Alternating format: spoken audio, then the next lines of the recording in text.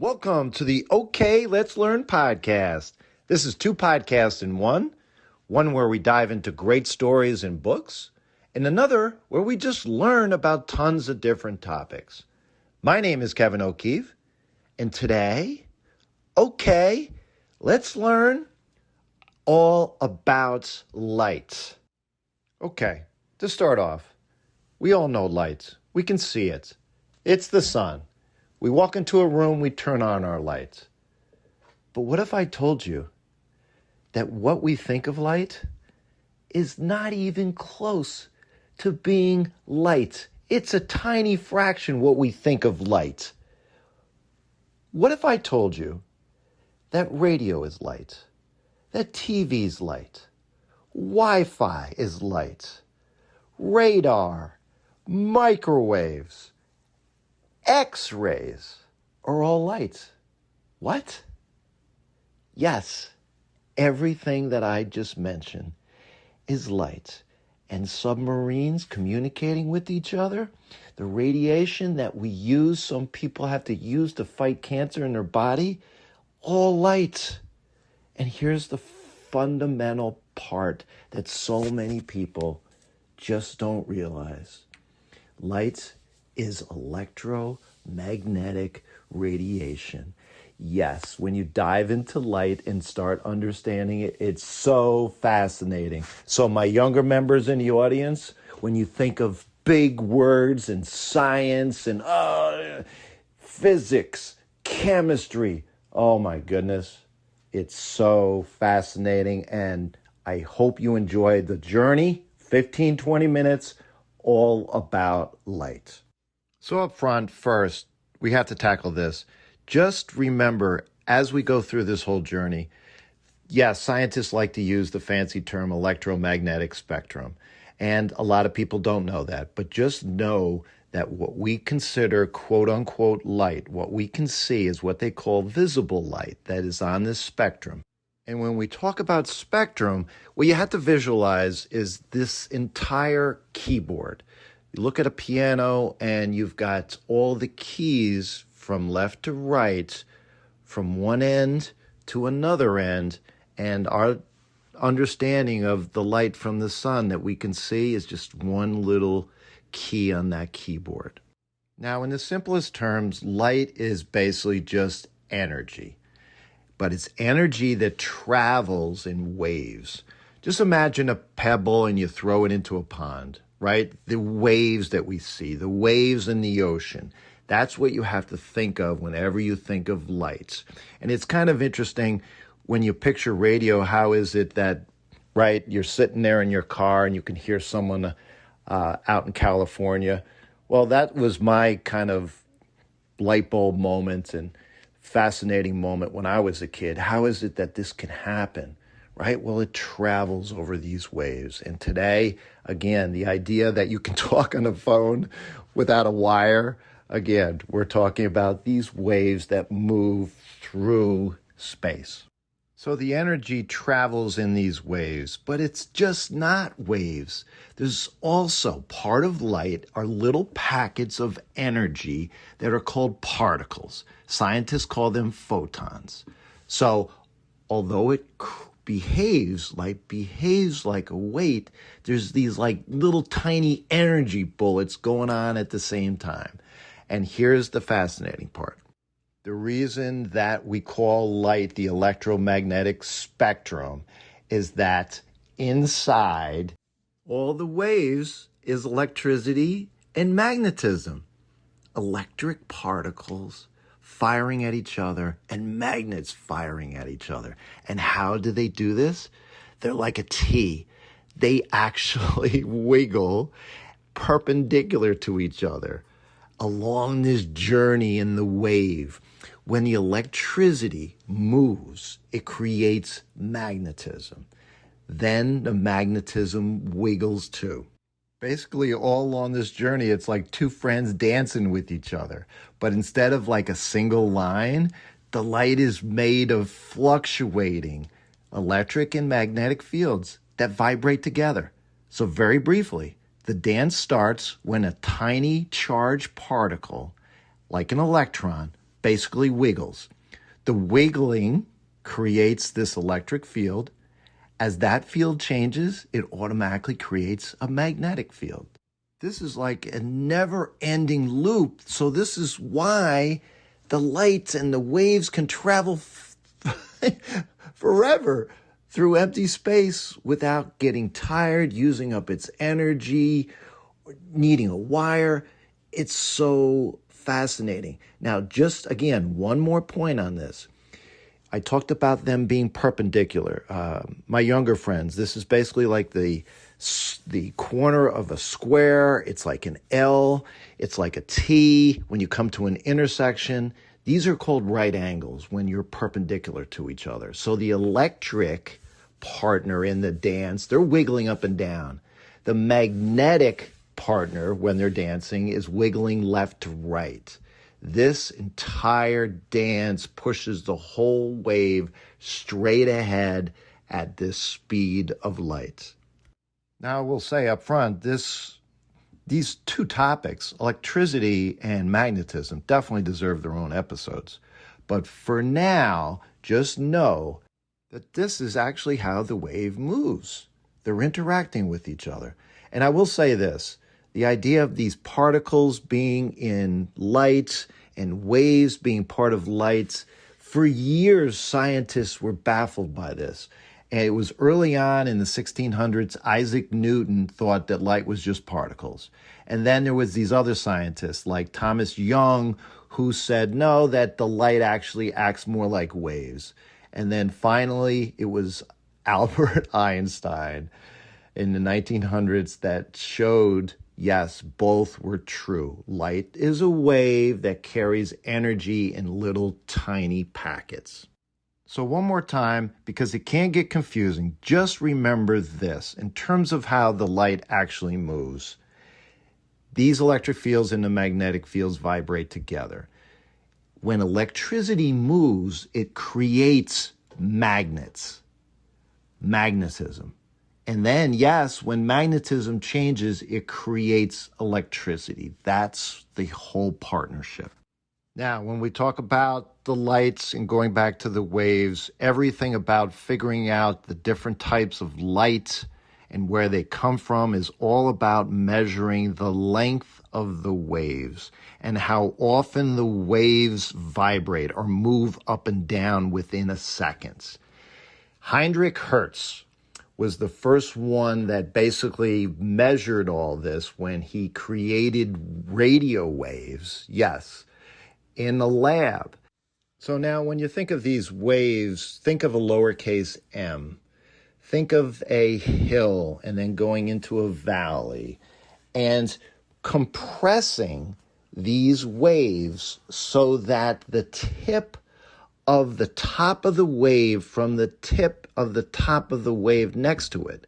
That's the length of each wave. That's how we measure where light is on the spectrum.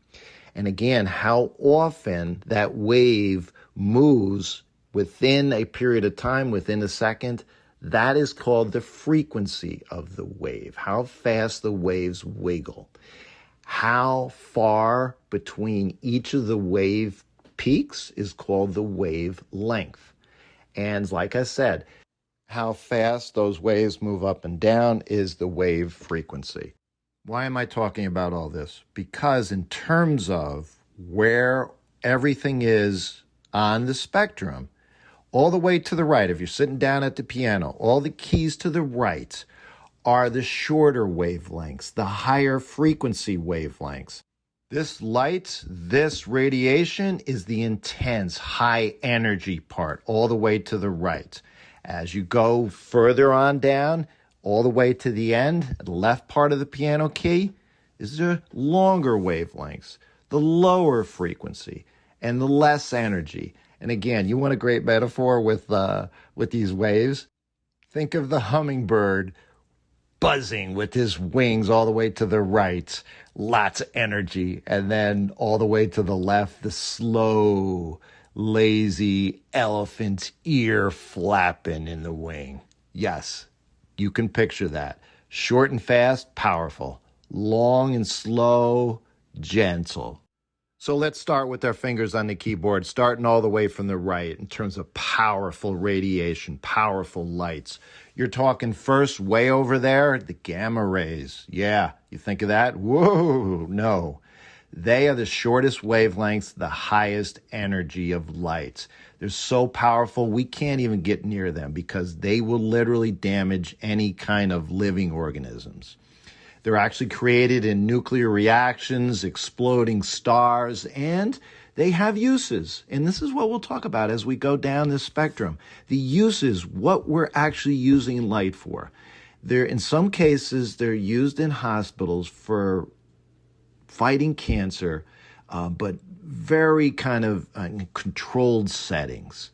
It's, like I said, the most intense light. And now you're heading to the left and X-rays. Again, you talk about being very careful. We've all had X-rays. And whether you're at the dentist and you've got to put that blanket over you, and you know this, whether it's looking at your teeth or looking inside your body to see, what bone is broken and where, that technician that's taking the X-ray, they leave the room. It's dangerous. So not only hospitals and doctors use them, but as you know, airports use them. You're scanning your bag as you're going through to get onto a plane. Ultimately now, we keep moving left. And yes, we're getting close to what we know as light, the visible lights. It's ultraviolet light, beyond. Ultra means beyond, so just beyond that rainbow of violet is ultraviolet. And you say, oh yeah, of course, ultraviolet rays, that's all the rays from the sun. No, right? Again, we got to go back to lights, the sun. Ultraviolet light is just a tiny piece. I think it's like 10% of the sunlight is only ultraviolet light. And like I said, that's beyond the violet edge of the rainbow. You can't see it, but sure enough, you can feel it. UV light interacts with our skin, and that's where we have sunburn. But it's also valuable because it helps our body make vitamin D. Again, fascinating. Too much ultraviolet light, not good. Just enough, definitely helpful. That's why they say, definitely get out in the sunshine, but don't stay there too long. Now we have visible light. But here's the important part that you have to understand that's so amazing, right? Scientists talk about if you basically drag the whole spectrum from Los Angeles to New York, 3,000 miles across our country, what we actually can see is like a sliver of a human hair on that entire 3,000-mile journey. That's what we can see. So when we talk about light, you can see, this is 0.0035% of the entire electromagnetic spectrum. If you had $1 million in the bank, and that's the entire spectrum, what we see is only $35. Unbelievable. Now, in terms of our going from right to left on our keyboard, and the keyboard, by the way, in case you didn't know, is 88 keys. We're talking about basically somewhere about key number 40 or so, where we have the visible light. Now, briefly to digress, to get off the highway for a little bit, because again, a lot of people with looking at this episode is like, lights. Oh, let's learn about Roy G. Biv. What is Roy G. Biv? Red, orange, yellow, green, blue, indigo, violet. What we see in terms of looking out right now, wherever you are, you're going to see white, you're going to see black, red, blue. This is all how we perceive, our eyes perceive the actual lights and their specific colors because of the rainbow that visible light is. And again, this can be a whole nother episode, but just know that if you're seeing red, that's because every other color is bouncing off that red apple that you're seeing. So your eyes don't see any other color except red. And why is that the case? Well, now we're talking about chemistry and not physics. What's actually inside that object, that red apple, is such that we can see, our eyes can see it. And of course, now, other animals in the animal kingdom may not necessarily see and perceive everything that we do. This is our evolution as our species through the years that, yes, we're able to survive by seeing certain colors. And all of this happens in our eye from the, I mean, again, totally another episode because our eyes are so fascinating. But ultimately, here it comes. You got the window first, the cornea. The light enters through this clear, curved window in the front of our eye. And then you've got the gatekeeper, which is our iris and our pupil. The iris is the colored part smack in the middle of the eye. And it changes the size of the pupil, which is the black dot, just to let in a certain amount of light, right? Because we can't stare at the sun. It's like, no. But, right, then as we go deeper into the eye, we've got the focus, we've got the lens, which is basically the light passing through like a camera lens that focuses the object in our eye, making sure that the picture isn't blurry. And then finally, the landing spot is the retina in our eye. That is the back of our eye, and it's where basically all these cells and cones live that ultimately detect the colors. It's the cones in our eyes. There's 3 types, believe it or not: red, green, and blue. When the light hits them, they turn into a tiny electrical signal, and then it goes through this highway called the optic nerve that sends signals straight to our brain. And of course, the brain, that's the magic mastermind behind everything, because the brain gets the signals and says, aha, that's a mix of red and green, that's yellow. Your eyes catch the light, but ultimately it's the brain that actually sees the color. Oh boy. All right, back on the highway, the electromagnetic spectrum highway. And by the way, before we keep traveling to the left on the spectrum, we talk about lights and light actually not being colorless. It's the rainbow. Well, the rainbows that we occasionally see, well, they happen because the sunlight ends up bending through raindrops. So the color each color bends a little bit differently. It's basically called refraction. It's spreading the white light into all those colors of Roy G. Biv. It's basically a prism. I mean, a prism, it's usually shaped like a triangle, but you can do this, and you can buy something simple off of Amazon. It's like a clear piece of glass or clear plastic with flat sides. You throw that on your window with the sunlight coming in.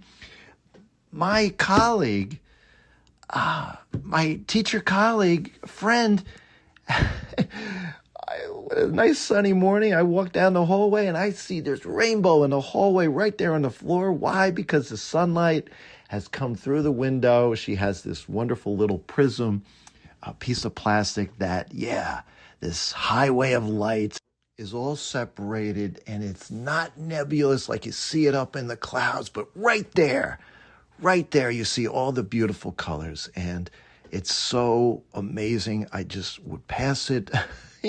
Usually the springtime, once a week, I'd see it out in the hallway nice and early, and I just, wow. This is the brilliance of nature and the world around us, our universe in clear view. So, continuing down the keyboard, from visible light, remember, red is all the way to the left there. Well, beyond red is infrared. You can't see it, but you can certainly feel it as heat. Believe it or not, remote controls use infrared light. Night vision goggles, you've heard of these. Used in the military, they can detect infrared from warm bodies. That's how they work. Firefighters use infrared cameras to see through smoke. And snakes can actually sense infrared to hunt. It's basically, we're able to use this. We've created machines that can actually see the warmth, see this light for practical purposes. And talk about practical purposes. We keep moving to the left. And yes, microwaves. We all know microwaves. We put talk about heat. You warm food. So fascinating. They are longer waves. So in your oven, your microwave oven, they make water molecules move.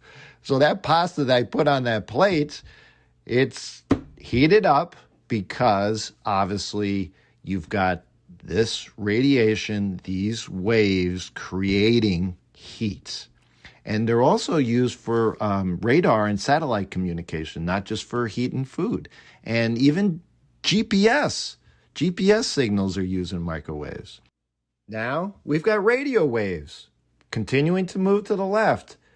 They stretch longer than a football field.